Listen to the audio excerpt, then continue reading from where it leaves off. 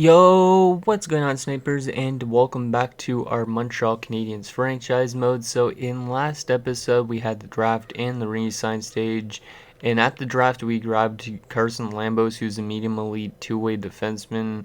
So I'm really excited to see how that guy pans out. It's going to take him a couple years to develop because he was a 65 overall, while the other elite guys were all like in their 70s.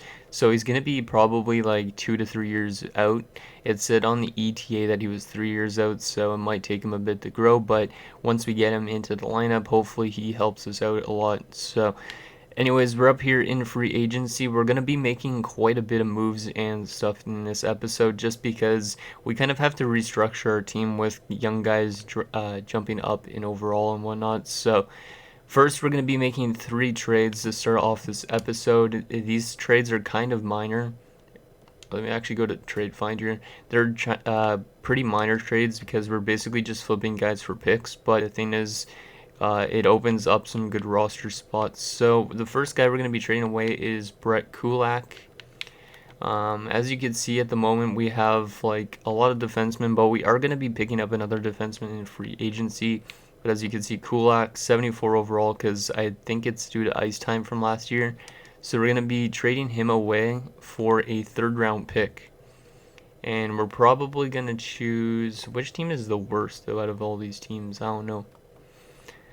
I'm just going to take a random stab and guess that it's probably at this point in time I would be... Let's go with Minnesota, maybe? Yeah, let's accept Minnesota. So Kulak's headed to Minnesota.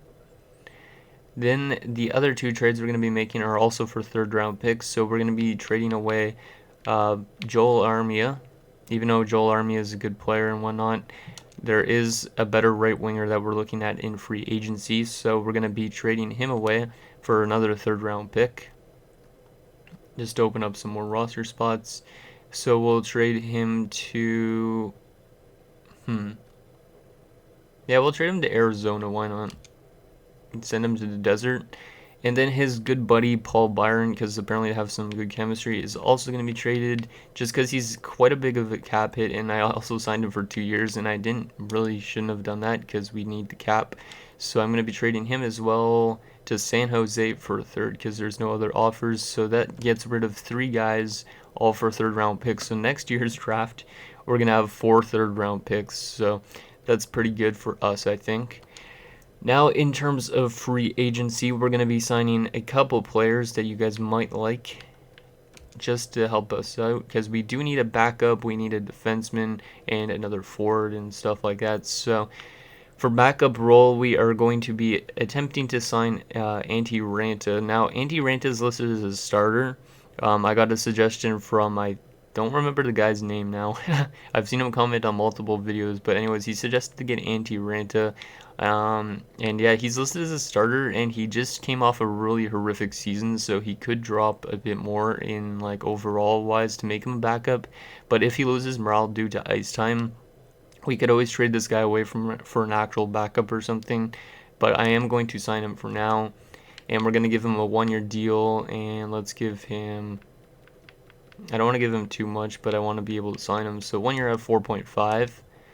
And then the next guy we're going to want to sign is a defenseman just to go up into the top 6. And that's also going to get rid of, it's going to make Xavier Ouellet technically a depth defender this season. So we're going to sign Brandon Montour. As you can see, he wants a lot of years, but I give him a lot of years. He's still only 27 years old. He's got some good stats, and then also it says that he probably would fit our first pairing, our power play lines, and penalty kill lines. So this guy's like the perfect piece to bring in, and also he's a right-handed shot, which you don't really find much. So give him 1 year at, let's give him 5.25 maybe. We don't have a whole lot of cap to work with, but hopefully we get him in. And then the other guy we're going to bring in, which is a big piece, is Connor Brown. Now, Connor Brown, a lot of you guys probably don't think he's a big piece, but this guy's only 27. He's an 84 overall. He's listed as a second-line forward. And look at his stats over the last 2 years in Ottawa. As you can see, 53 points. He was a minus 15, which kind of sucks, but it's because Ottawa's been a bad team. And then in 2021, he had 61 points. So this guy's been a pretty good offensive player, especially on the power play unit there in Ottawa. So we're going to bring him in for our right wing slot behind Brendan Gallagher, or he might be our top line right winger. So we'll give him 1 year at 5 point. Oh, Ottawa's interested in him again. It's weird. We'll give him 6.250. Yeah, so we might run out of cap almost. Like, we might just be playing within the cap. And then after that, we were going to sign a depth forward just so we have another depth forward other than Mike McCarron this season if we do decide to keep Mike McCarron as a depth guy. And that guy that I was looking to get, let me go by role, is a guy from Johnny's GM modes back in the past. If you guys watched his, like, I forget what series it was that he had this guy, but we're going to be bringing in Jamel Smith. Now, Jamel Smith, he's not necessarily the greatest depth option there, but when I looked at his matching the system thing, it looks like he fits our penalty kill lines and our third line, which is kind of good because that means we could slot him in for injuries and stuff pretty easily. So welcome aboard, Jamel Smith. He wants a two-way deal. We're going to give him a, yeah, we could give you a two-way deal. I'll just put it up to, I can only do that, okay. So we'll do that and see if we get those guys. I'm pretty sure that's all I wanted to sign. Ranta, Bram, Montour, and yep, depth forward. And then we also have to sign Noah Juleson still because he's still an RFA. So we'll advance a couple days and then we'll give him his contract because he probably will want less, I think. I could be wrong with that. No, I don't really want to trade Brendan Gallagher at the moment. Maybe during the season next year if for some reason we're a bad team, which I'm hoping we're going to be a bit better this year. Okay, so Brandon Montour has accepted, so that's a huge piece for us. Connor Brown's accepted. Jamel Smith, oh, he's not interested in two-way offers. Come on, Jamel, I didn't know you were not interested in two-way. I thought it said you were. He's probably still a free agent, though, so we should be able to get him. Because there's not a whole lot of depth forward options in free agency, which is weird. There was only like 4 guys, I think. So we'll go down here to the bottom. So Jamel Smith should be still there. Is he not there anymore? Let's go to centers. Because if Jamel Smith's not there anymore, that's going to suck.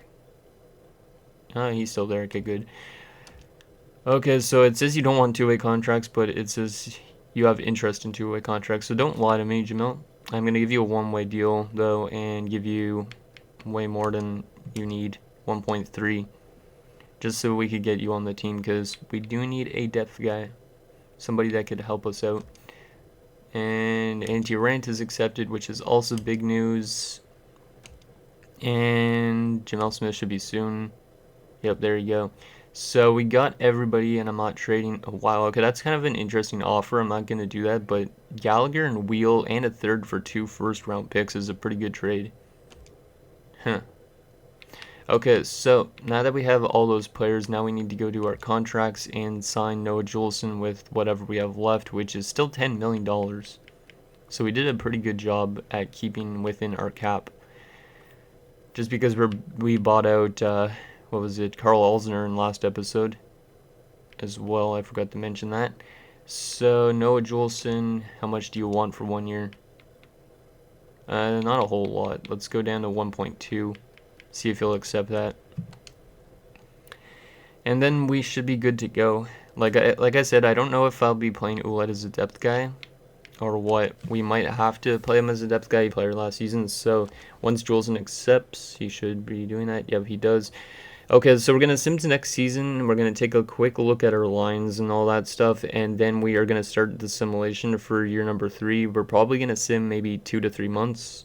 And yeah, that will be pretty much it for that episode. So I'll see you guys in a second. Okay, guys, so our lines actually look pretty damn good, I think. So we got Drouin, Kotkaniemi, and Connor Brown. They have a +1 chemistry boost. Then you have Lafreniere, Domi, and Gallagher with no chemistry boost. But Lafreniere doesn't really match our system that well, but I'm going to be obviously keeping him around no matter what. Third line, Morgan Frost, Philip Deneau, and Ryan Paling all have a +1 overall thing. And in the fourth line, Nick Suzuki, Jordan Wheel, and Arturi Lehkonen So Suzuki's listed as a checking forward at the moment, so I think he should be fine with his ice time as long as he's getting like maybe penalty kill time. But he should be good there. Jordan Wheel should be also fine. Well, maybe not. I don't know. He might be on the power play, so that would be fine. And then Arturi Lehkonen is also a scoring forward, so hopefully he's okay with his ice time. Defensively, we have chemistry all around, as you can see, Montour and Petrie, Mete and Shellington, Olofsson and Juleson. And then goalie-wise, Carey Price is dropping off, which is not a good sign, but he's still our starter. And then Antti Ranta is the backup. And then scratch, we have Jamel Smith and Xavier Ouellet. So I think we have a pretty good team this season. Gonna be excited to see how we sim. And then in the minors, Mike McCarron technically could be a depth forward for us, but I'm gonna leave him down there for now. If we need to, we'll call him up. And then yeah, that's pretty much the rest of our lines down there in the minors. I don't know how that defense has like such a bad chemistry. And then Vladar grew higher than Zubov apparently. So now Vladar's a starter, which is weird. And yeah, okay, that's that for our lines. So let's start the season simulations. So I'm planning to go at least a couple months. We're 15 minutes into this episode, it feels like, I think. Maybe less than that. So yeah, let's get the season started with the simulation. I actually didn't check our status though to see if we're a rebuilder or not. Since we recorded an episode last, I think it's like, yeah, I think the last episode we recorded didn't have the calendar, right? Or no, maybe it did. The calendar inside the, or not the calendar, the standings inside the calendar, or the calendar inside the standings. No, the standings inside the calendar. I don't even know why I'm saying like that. But we are listed as a hopeful team this year. But I think this team could be a pretty good little underdog team if they simulate well. So we'll see how that pans out when they get the season started. So let's get the preseason done. See if we could get some wins in the preseason. Teams are still offering for Brendan Gallagher, which is a good sign because Gallagher wouldn't be a bad like piece to move out at the trade deadline if for some reason we're not a playoff team, which more than likely might be the case. Because a lot of teams probably want a second line right winger, and there's not a lot of right-handed shot players. It seems like in the league, which is weird for me because I'm a right-handed shot in real life. So, okay, Wheel and a fifth for a third and fourth. No, thank you. I'm not gonna make any trades to start the season yet. Toronto's willing to give 2 firsts for Brendan Gallagher. Huh.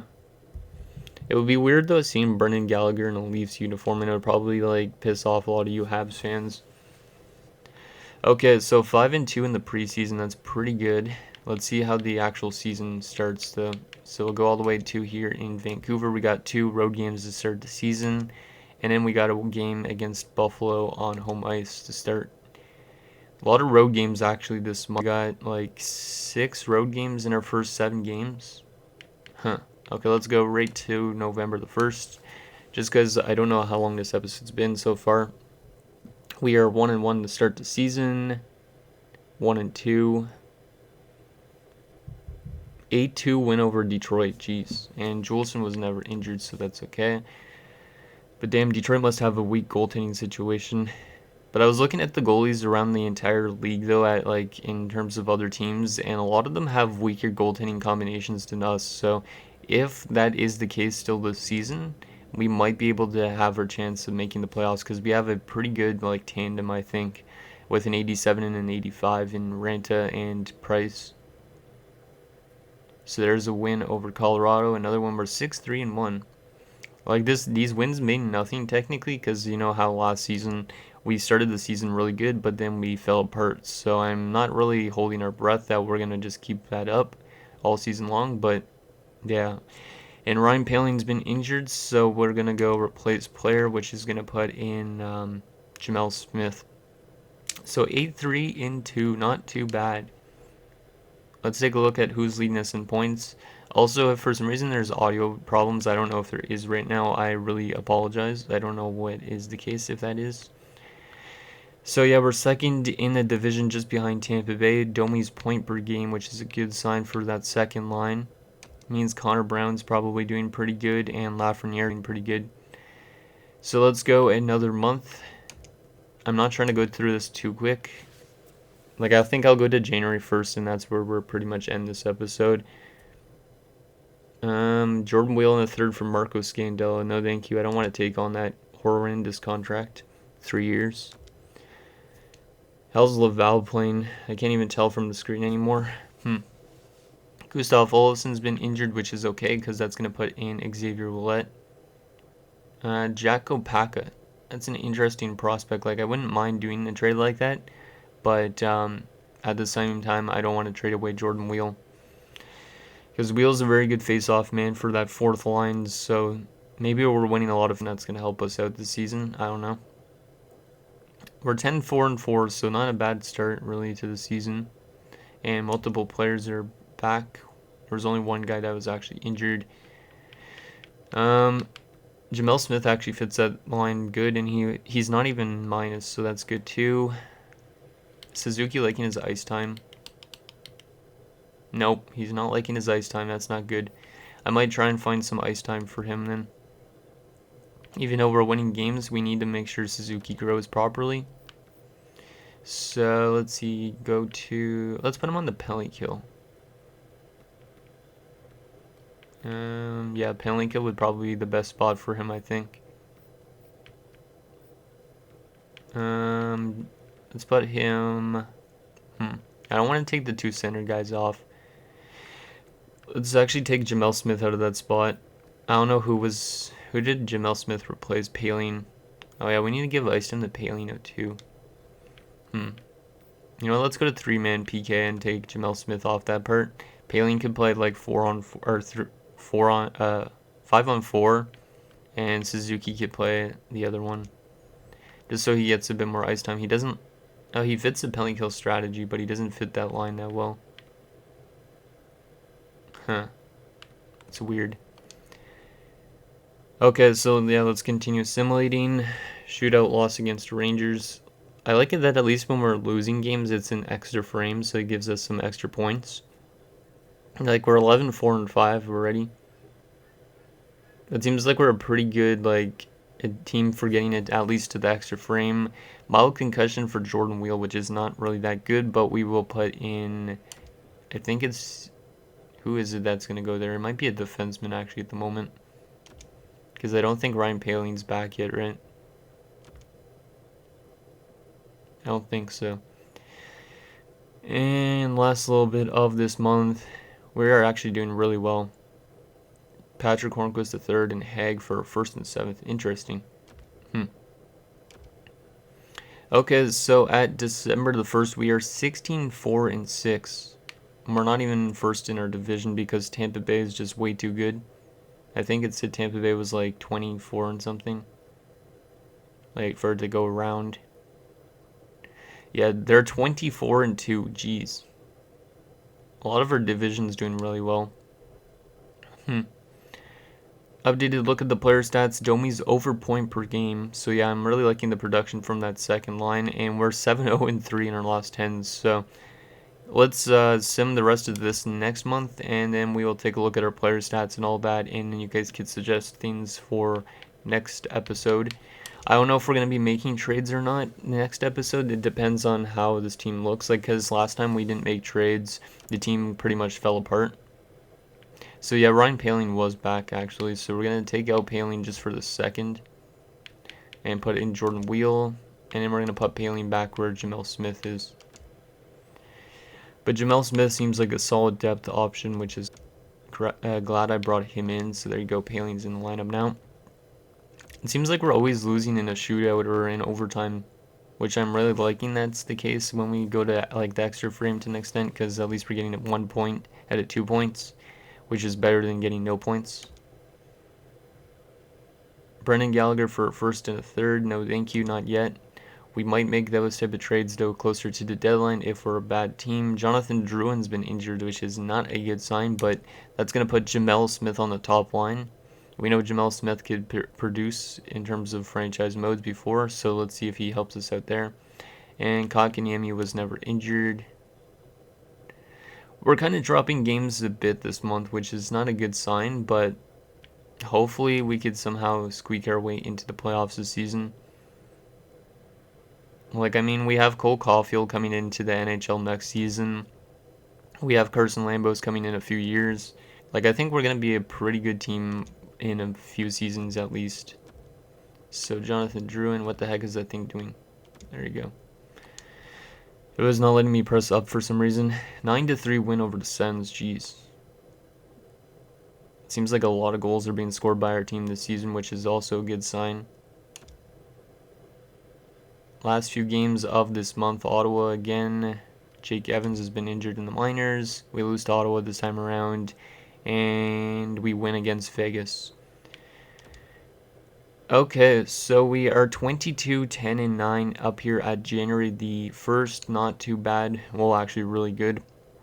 Let's take a look at our player stats and the standings and all that so far this season, and then that will be pretty much it for this episode. I didn't actually show you guys the draft class yet, but I probably will show you at the end of next episode, just because next episode would be more closer to the draft. So, Brendan Gallagher, 43 points in 41 games. He's having himself a year. Connor Brown's got 37 points in 41 games. He's definitely been helping us out. Max Domi's got 37 points. Lafreniere's 34. Montour's got 30 points in 41 games. Wow. Okay, we definitely brought in some right guys. Connor Brown up there, and then Brandon Montour. Kotka's only got 29 points, which is not really the greatest for a top-line center. But, I mean, like, I don't really want to break up Domi and his line. Drouin's got 25 points. Deneau's got 23. Frost, 19. Pretty much everybody on this team is putting up some good points, which is good. It's pretty much exactly like last season to an extent. Jamel Smith had 6 points in 19 games as a depth guy. He's been solid. Plus minus, everybody on this team is currently a plus except for Philip Deneau, but Philip Deneau's on the penalty kill, so that makes sense. Goaltending wise, Carey Price has been really good, and Antti Rant has been really good in terms of save percentage and goals against. In terms of wins, they're kind of both all over the place, but whatever. Do they have assists? Yeah, Price has an assist, okay. Let's also take a quick look at the entire league, just from a generalization to see who's leading in points. So Jason Spezza, no, definitely not. Austin Matthews is leading with 54 points already this season, geez. Defensively, Mark Giordano's leading with 36 points, so Brandon Montour is actually up there in terms of, like, potentially winning a Norris if he has a very good second half of the season. And goaltending wise, who's up there in goalies? It's Carter Hart. Okay, so now let's take a look at the standings quickly where we are. And then I'll also, I think that will be pretty much it. We'll look at actually the progress reports as well quickly for the season, even though the season's not done yet. So currently in the entire league, we are 5th place, but our division has all 5 of those spots that are in the entire league in the top. So our division's just killing the entire league, because all these guys are divisional rivals, I'm pretty sure. Wow, okay. Talk about a stacked division. Goals for per game, we are currently up here at number 6, which is really good. Goals against per game, we are just behind or just above the Flyers. We're tied with them. So we're in the top 10 in goals against as well, which is really good. Power play percentage, where are we currently? I don't even know where we are. We must be near the middle. Yep, we're up here with 19.4%, which is not too bad. And in penalty kill percentage, we are currently also not too bad. We're probably just outside of the top 10. It looks like we're top 15.